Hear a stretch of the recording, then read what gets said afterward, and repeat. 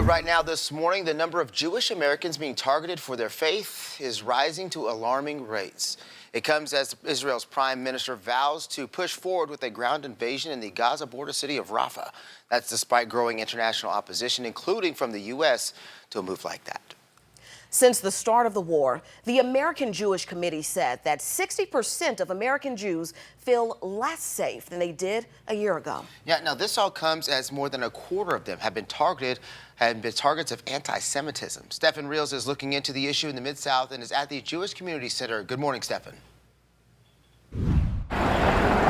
Good morning, Ruben. Actually, that study you had mentioned earlier also mentioned that around 4 in 10 Americans say they've actually either seen or heard of an anti-Semitic incident. And that just goes to show how big this is. And most adults say they've actually seen anti-Semitism or think that it's increased over the past 5 years. The Memphis Jewish Federation said that Memphis itself is not immune to this. Now, while there haven't been any physical attacks, there have been other instances, including some students of Jewish descent seeing swastikas drawn on their lockers, and they've also been victims of intimidation, causing more anxiety in the Jewish community. But leaders here with the Jewish Federation say that this behavior is similar to what actually happened during the pandemic.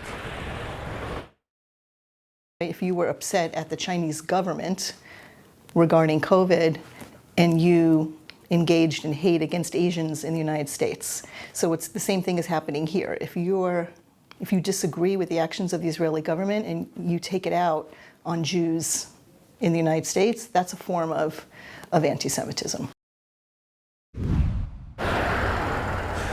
Now, the Jewish Federation says a big piece of tackling this is going to be through education. A lot of these incidents are caused by ignorance. So they've been working to speak with different communities, different churches, different businesses about the threat that anti-Semitism does cause and ways that people can stand up. And they've actually started a microgrant program in order to help in this process. But for now, live in Memphis, I'm Stephen Reels. Stephen, it's good to know that help is there for people who need it.